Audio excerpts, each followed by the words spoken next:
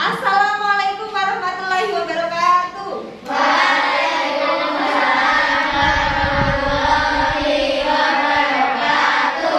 Pagi hari ini, alangkah baiknya kita berdoa dulu, berdoa sama-sama, kemudian nanti baru kita lanjutkan dengan berdoa.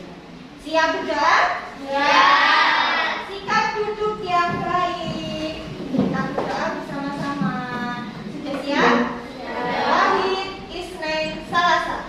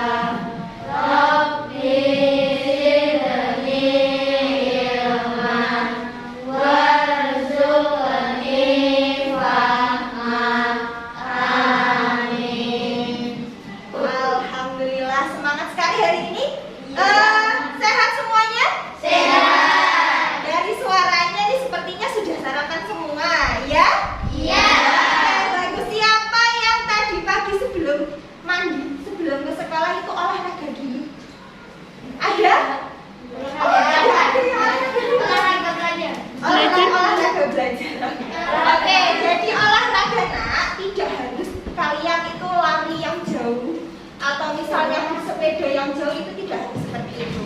Tapi olahraga itu bisa dilakukan di rumah dengan misalnya menggerakkan anggota tubuh kalian, itu sudah termasuk olahraga. Bahkan membantu ibu nyapu, kemudian cuci piring, itu sudah menggerakkan tubuh kalian sebagai pengganti olahraga. Kenapa ya kok kita harus olahraga? Ya, betul. Terima kasih Mas. Jadi supaya tubuh kita tetap fit, apalagi sekarang dalam masa pandemi, kita harus bisa pintar-pintar untuk menjaga imun tubuh. Selain dengan olahraga, sarapan, kemudian tidurnya juga harus teratur. Ya, harus teratur dan cukup, gitu ya. Nah, jadi bagi yang belum olahraga atau belum melakukan aktivitas fisik di pagi hari, itu ibu sarankan mulai besok pagi kalian sebelum berangkat ke sekolah bisa melakukan aktivitas fisik dengan cara membantu orang tua. Dapat sehatnya, dapat pahalanya. Pakai komplit tidak? Oke, terima kasih. Nah, sekarang ibu itu mau bertanya kepada salah satu di antara kalian. Gimana ya alamatnya? Nah, sekarang ibu mau tanya sini sama Mbak yang paling depan, Mbak Nadia.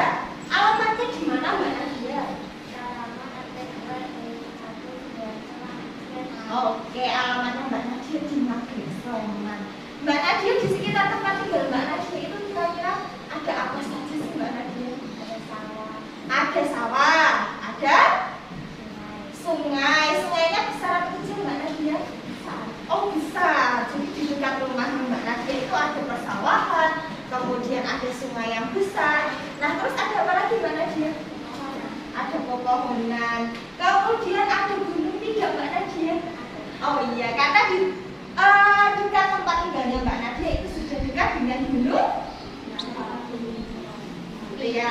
Nah itu tadi alamat Mbak Nadia dan juga beberapa bentang alam yang ada di daerah tempat tinggal Mbak Nadia. Sekarang ibu mau tanya lagi sama Mas Ojek sana yang paling ganteng ini. Karena pakai peci. Ya, paling unik sendiri. Mas Diki alamatnya di mana Mas Diki? Jalan Batu, Oke, di Desa Ngesti Harjo ya Mas Diki. Mas Diki kalau tadi di tempat Mbak Nadia banyak sawah, kemudian ada sungai, kalau di dekat tempat tinggal Mas Diki ada kebun, pepohonan, apa Mas? Kalen. Kalen itu bahasa Indonesianya apa ya? Ibu itu mau bertanya kepada kalian, manakah alamat tempat tinggalnya? Nah sekarang ibu pengen tahu nih untuk Mbak yang paling depan, Mbak Nadia alamatnya di mana Mbak Nadia? Jalan Taraman RT 2 RW 1 Sidoarjo Sleman. Oh ternyata di Ngabrik Sleman, daerah utara sana ya Mbak Nadia. Nah Mbak Nadia di sekitar tempat tinggalnya itu ada apa saja Mbak Nadia? Ada sawah, kemudian ada sungai, kemudian ada apa lagi? ada Pepohonan dekat juga dengan Gunung Merapi. Iya, jadi tempat tinggal Mbak Nadia itu sudah dekat dengan Gunung Merapi. Di daerah tempat tinggalnya banyak persawahan Mbak Nadia. Iya, kemudian juga dekat dengan sungai yang besar-besar ya Mbak Nadia. Iya, oke. Itulah daerah tempat tinggal Mbak Nadia. Sekarang ibu mau tanya sama yang lainnya. Mas Abil, alamatnya di mana Mas Abil? di Jalan Sitogadi belakang Sleman Cibinong. Oh, di Jalan Sitogadi. Nah, sekarang Mas Abil di dekat tempat tinggalnya itu ada apa saja Mas Abil? Ada apa itu kegiatan yang sangat padat. Lalu ada saat pagi orang berangkat kerja apa itu ramai sekali. Rame. Kemudian ada apa lagi Mas Abil? Ada Dekat dengan rumah warga. Iya. Rumah warga padat sekali. Iya, rumah warganya padat sekali. Dekat dengan pusat perbelanjaan tidak Mas Abil? Iya. Iya, karena berada di belakang mall ya Mas Abil. Kemudian tentu saja biasanya kalau dekat dengan pusat perbelanjaan dekat juga dengan bank Mas Abil. Iya, jadi kalau tempat tinggalnya Mas Abil itu di banyak fasilitas umum. Contohnya yaitu tadi ada bank. Kemudian ada apa lagi Mas? Pusat perbelanjaan,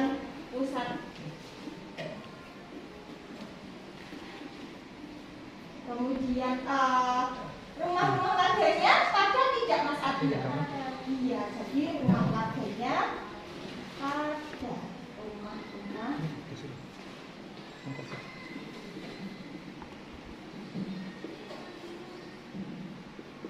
Selain itu, kata Mas Abil, kalau pagi itu sudah ramai sekali orang berangkat bekerja menuju kantor masing-masing.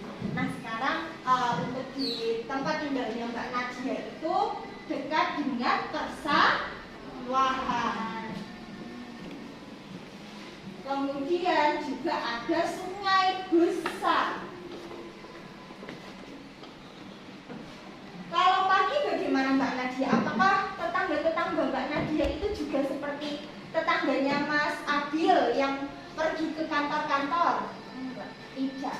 Oke. Jadi kalau di tempatnya Mas Abil itu sibuk karena pergi bekerja, mungkin kalau di tempatnya Mbak Nadia itu pergi bekerjanya menuju ke persawahan, karena dekat dengan persawahan biasanya berarti orang-orang mata pencahariannya adalah berlatih. Itu kalau di dekat tempat tinggal Mbak Nadia. Nah, dari ciri-ciri yang sudah disebutkan oleh Mas Abil dan Mbak Nadia, berarti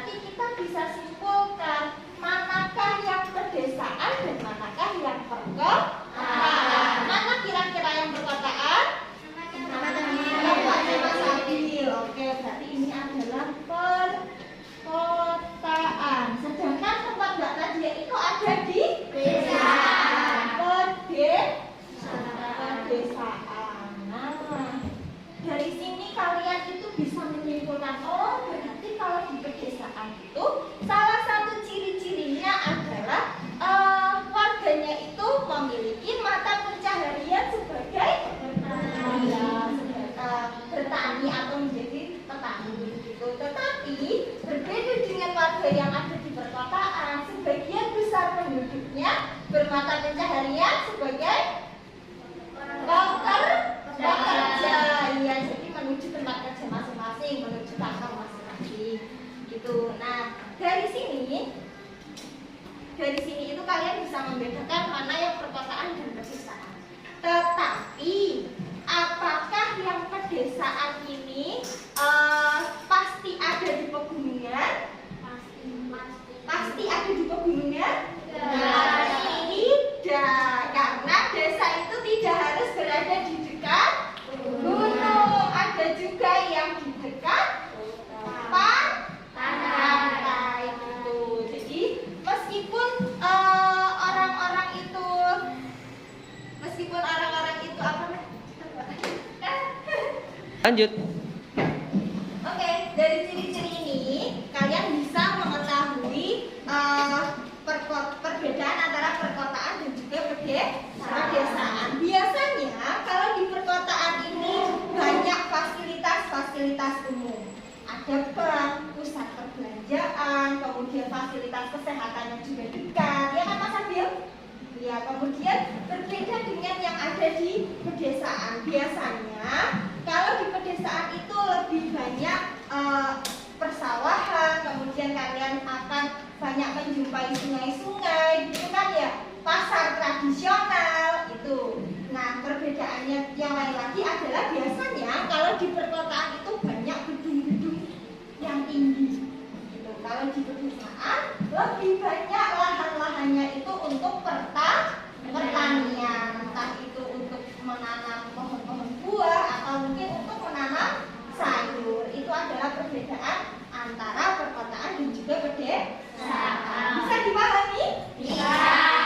Oke, kalau bisa dipahami, sekarang ibu mau tanya, apakah yang namanya pedesaan itu selalu berada di dekat gunung? Tidak. Bisa juga ada di Pantai. Iya, di dekat pantai atau di pesisir. Itu juga bisa dikatakan sebagai pedesaan. Gitu ya? Ada yang mau tanya? Tidak. Oke, bagus. Kalau tidak ada yang mau tanya, kita lanjutkan pembelajarannya. Nah, sebelum dilanjutkan, hari ini Ibu akan menyampaikan tujuan pembelajarannya. Bahwa yang pertama adalah siswa mampu mengidentifikasi ciri-ciri bentang alam karakteristik geografis lingkungan tempat tinggalnya dan menyajikan pemahamannya tentang ciri-ciri tersebut dengan baik. Tadi sudah disebutkan dengan baik oleh Mbak Nadia dan juga Mas Abil bahwa ciri-ciri tempat tinggalnya adalah yang seperti ini dan seperti ini. Itu adalah ciri-cirinya. Kemudian yang kedua adalah melalui kegiatan mengeksplorasi skala. Melalui kegiatan mengeksplorasi skala melalui Gena, siswa dapat menentukan jarak yang sesungguhnya dengan benar. Jadi kegiatan yang selanjutnya adalah nanti kita mengidentifikasi tentang Gena. Sudah ya di pembelajaran yang kemarin ya, kita sudah belajar tentang skala ya. Nah, untuk yang kali ini kita akan langsung praktek menghitungnya menggunakan Gena. Seperti itu. Nah, ini ada bacaan dan juga ada Gena yang nanti akan kita eksplorasi tentang skala.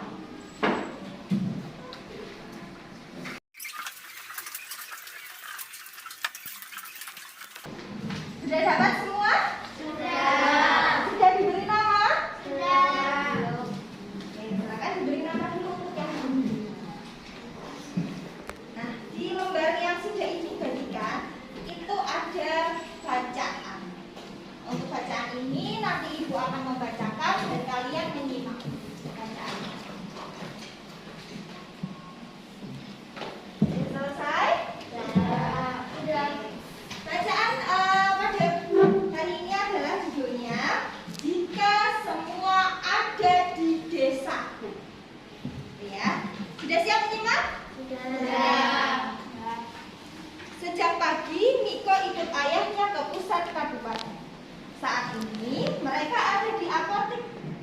Maaf, saat ini mereka ada di apotek untuk membelikan obat nenek yang sudah lama sakit. Letak apotek ada di dalam ruangan. Mereka masuk ke salah satu ruang ATM atau anjungan tunai mandiri. Niko juga lebih senang mengambil uang lewat ATM karena menunggunya tidak lama. Dia yang memasukkan kartu ATM ayah, memencet beberapa nomor untuk PIN dan jumlah uang yang diambil, lalu mengambil uang yang keluar dari mesin ATM. Ini menyenangkan sekali. Saat di apotek, Niko yang menyerahkan resepnya ke petugas apotek. Sebagai gantinya, Niko menerima kartu antrean dengan tulisan 149. Ayah menunjuk ke lampu antrean yang menggantung di dinding yang munculnya angka 101. Niko dan ayah duduk di kursi ruang tamu. Maaf, Niko dan ayah duduk di kursi ruang tunggu. 1 jam berlalu. Seorang anak laki-laki sebayanya duduk mendekatinya. Niko sebelumnya telah melihat anak itu 1 jam yang lalu. Ia dan ibunya duduk di tepat di belakangnya. Lama ya menunggunya, kata anak itu pada Niko. Sesaat kemudian mereka berkenalan. Yogi baru pertama kali ini ke apotek. Rumahnya di desa yang ada di perbatasan kabupaten. Jadi mereka harus naik bus ke sini. Mereka membelikan obat untuk ayah Yogi yang sudah seminggu.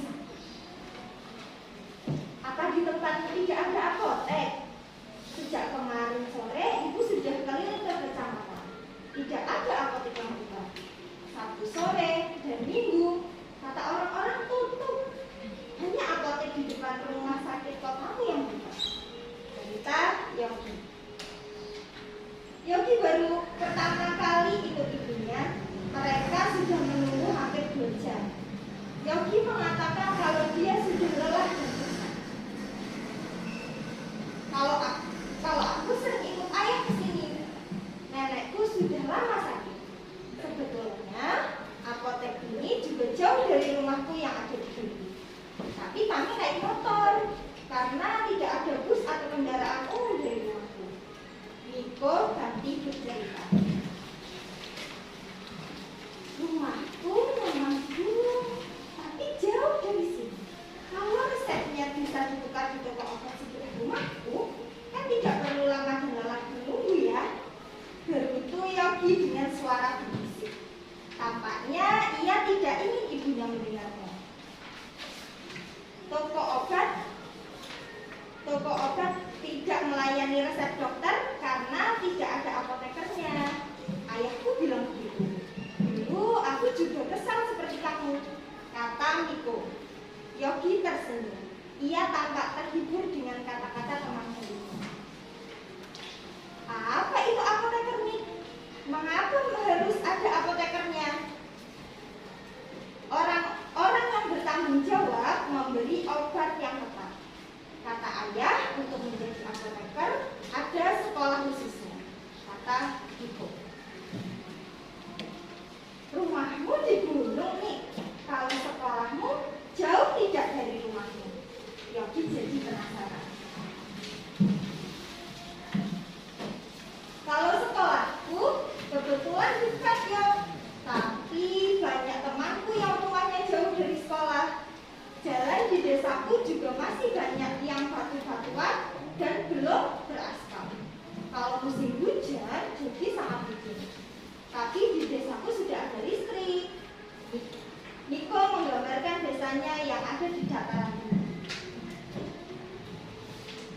Mungkin kalau di desaku jalannya sudah baik, penduduknya banyak, ada kendaraan umum, bisa ada ATM dan apotek ya. Niko mengungkapkan bayangannya. Iya, aku juga ingin ada ATM di desaku. Jadi tidak harus ke kecamatan. Aku juga ingin ada apotek yang buka setiap hari seperti di sini, kata Yogi. Nomor 135, silahkan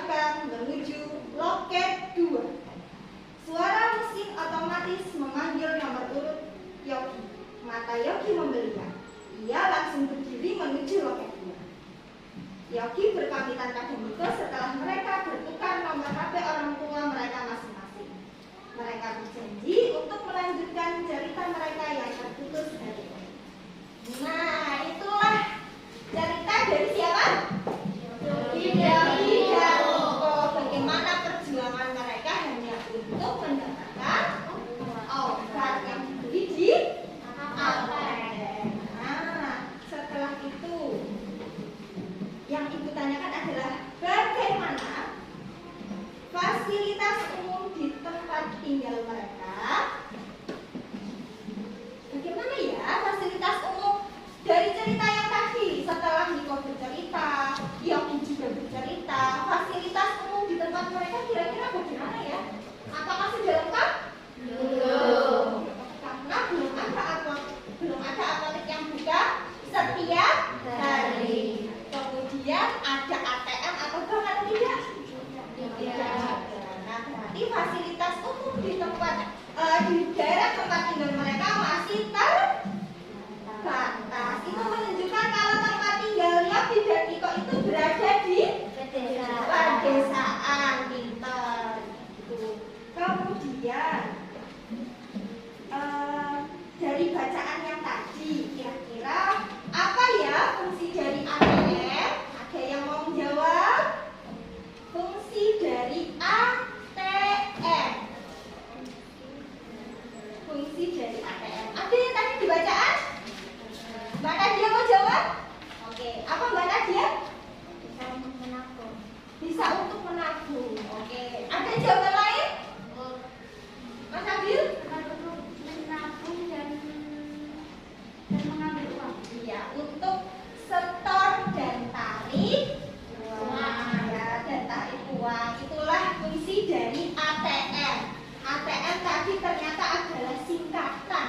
Dan dia singkatan dari apa ya? Anjungan tunai mandiri yang disingkat sebagai ATM. Kemudian, bagaimana cara mendapatkan obat di apotek? Nanti caranya ketika sudah datang ke apotek, kemudian mereka mengambil antrian. Setelah itu menunggu. Dan setelah itu kita ambil.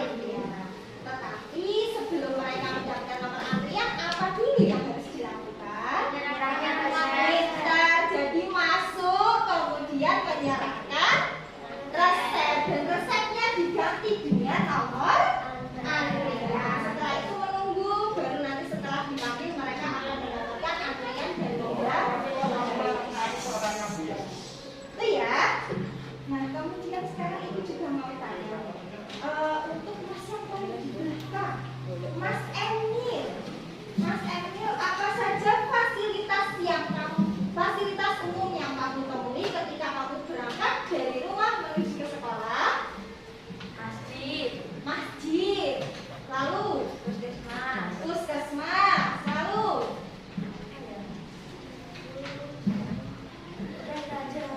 oh, itu saja. Pertokoan dia tidak, Mas Emil? Pertemuan ada. Iya, pertokoan juga dia. Jadi Mas Emil ketika berangkat ke sekolah dari rumahnya itu menjumpai ada masjid, ada puskesmas, dan juga ada pertokoan. Nah, kira-kira kalau perjalanan dari rumah ke sekolah itu kan melewati jalan-jalan tahu.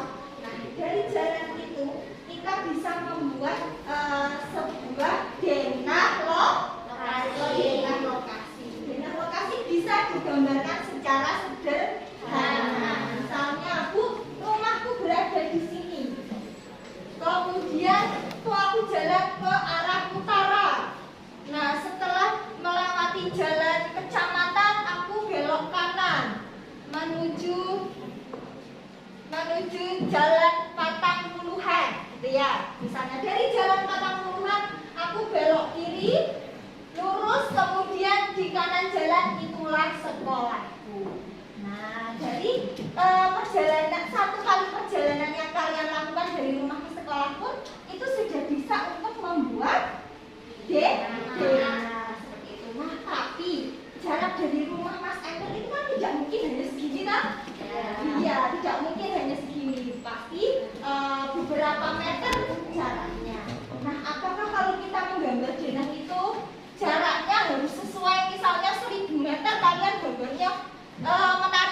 juga 1000 meter?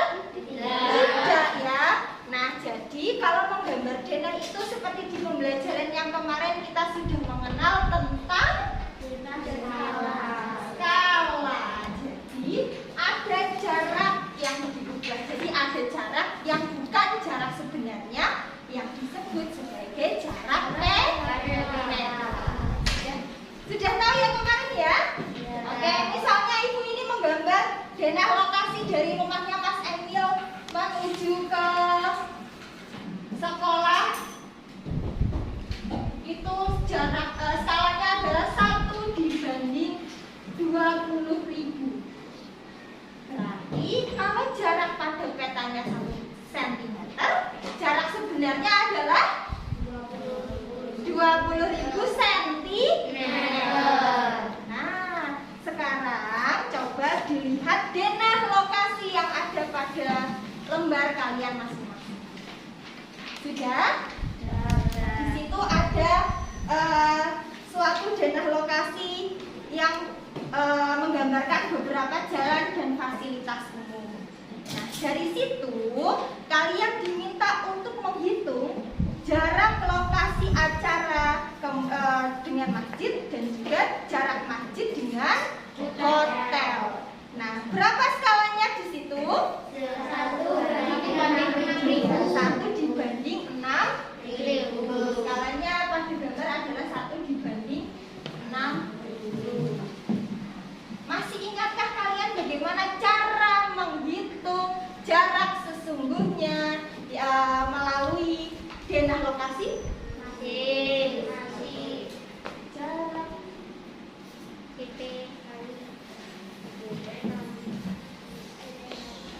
Jadi, ketika kalian akan menghitung jarak sebenarnya atau bisa di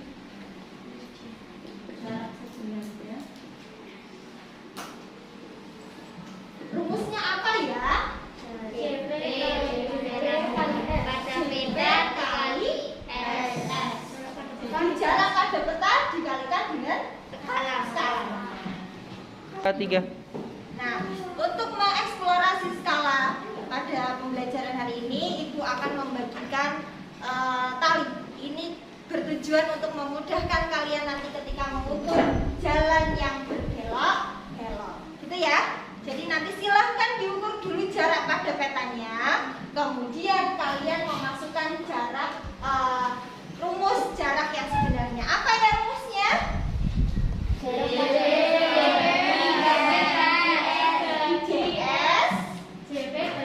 JS sama dengan JP bagi S. JS sama dengan JP bagi S. Oke, masih ingat rumusnya. Berarti sudah siap untuk menghitung? Sudah. Baik, Ibu bagikan satu-satu.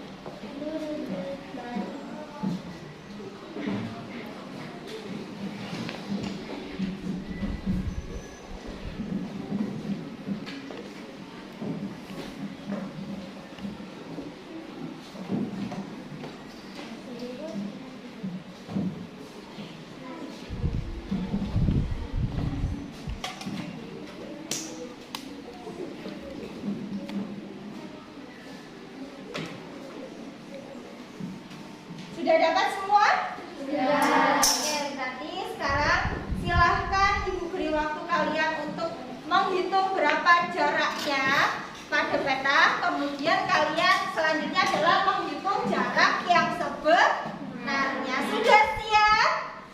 Oke, selamat mengerjakan.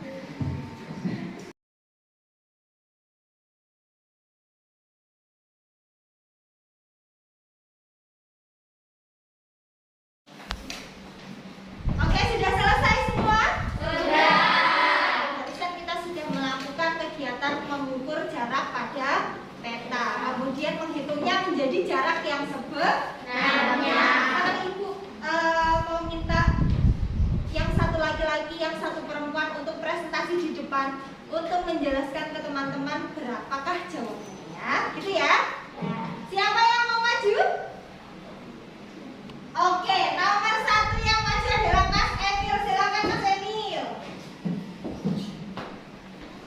Boleh dibawa bukunya Mas Emil?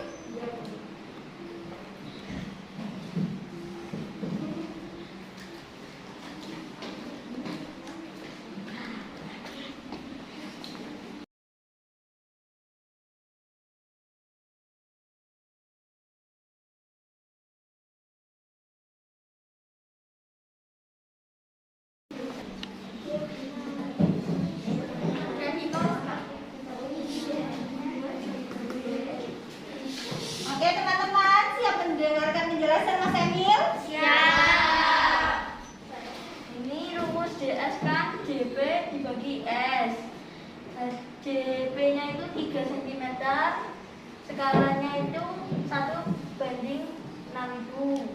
Ini 3 dibagi 1/6.000 sama dengan 3 dikali 6.000 per 1 sama dengan 18.000 cm.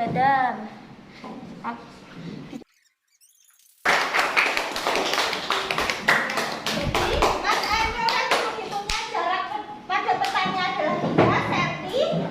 Adakah jawaban yang berbeda? Tidak. Oke, berarti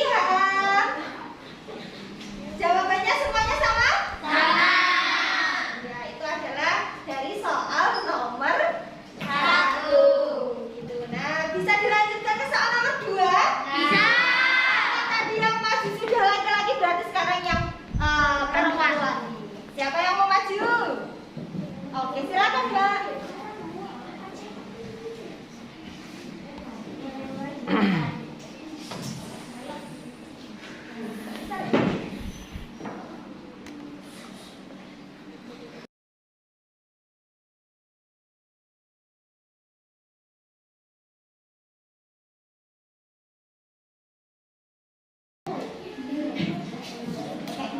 Oke teman-teman, Mbak Namia sudah selesai menuliskan jawabannya di papan tulis. Berarti sekarang kalian siap mendengarkan penjelasan Mbak Namia?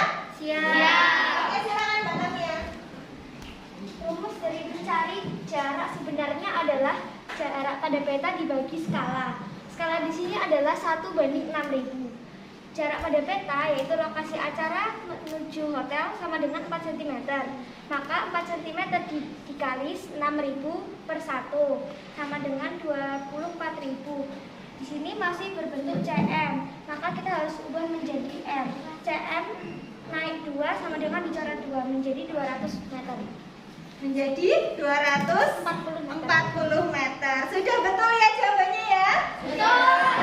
Adakah jawaban yang berbeda? Tidak. Alhamdulillah. Oke, tepuk tangan untuk Mbak Namia. Nah, untuk kegiatan pada pembelajaran kali ini tentang eksplorasi skala sudah kita laksanakan, sudah kita kerjakan menghitung jarak antara dua tempat gitu. Jadi tadi di soal nomor 1 kita menghitung jarak dari mana ke mana? Dari masjid ke hotel. Jadi dari masjid ke hotel itu ternyata jarak yang sebenarnya adalah 180 meter. Kemudian kalau yang soal nomor 2 itu jarak dari mana ke mana? dari lokasi sampai masjid. Dari lokasi acara sampai ke masjid. Lanjut. Ya. Oke, jadi dari jawaban yang sudah dituliskan oleh Mas Emil dan Mbak Namia, kita bisa mengetahui jarak yang sebenarnya. Jika pada denah yang Ibu bagikan tadi terlihat sangat kecil sekali, ternyata itu jaraknya bisa bermeter-meter. Nah, kegiatan eksplorasi skala pada pembelajaran kali ini kita bisa tahu jarak tadi. Yang nomor 1 kita mencari dari jarak mana ke mana? Masjid ke Masjid ke hotel. Ternyata ketika pada peta itu kita mengukurnya tadi hanya 3 cm, ternyata jarak sebenarnya adalah 180 meter. Kemudian yang nomor 2, jarak dari mana ke mana? dari lokasi acara ke masjid. Ya, dari lokasi acara ke masjid. Kalau yang di denah lokasi terlihat sangat dekat, yaitu ada berapa senti? 4 cm. Ternyata di jarak yang sebenarnya itu cukup jauh, yaitu 240 meter. Oke, sampai sini ada yang mau ditanyakan? Tidak. Tidak ada? Nah, kalau tidak ada berarti kita sudah siap menyimpulkan pembelajaran pada pagi hari ini. Yang pertama tadi kita sudah belajar tentang kode dan juga perkotaan. Ciri-cirinya kalau pedesaan itu tadi.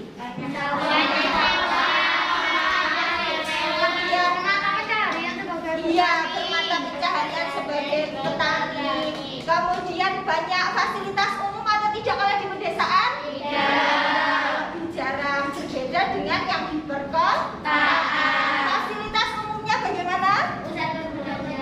Ya, banyak, ada pusat perbelanjaan, ada bank, ada rumah sakit besar gitu ya. Nah, itu jadi tadi perbedaan antara pedesaan dan perkotaan. Kemudian kegiatan yang selanjutnya yaitu kita menghitung jarak sebenarnya. Jadi rumusnya adalah jarak JS sama dengan JP seperti yang sudah kita cari tadi. Oke, kalau sudah berarti kalian akan Ibu beritahu tentang rencana kegiatan pembelajaran pada esok hari. Nah, besok kita akan belajar masih melanjutkan tentang skala, kemudian juga akan mempelajari unsur-unsur yang ada di peta. Begitu ya? Oke, sudah tidak ada yang mau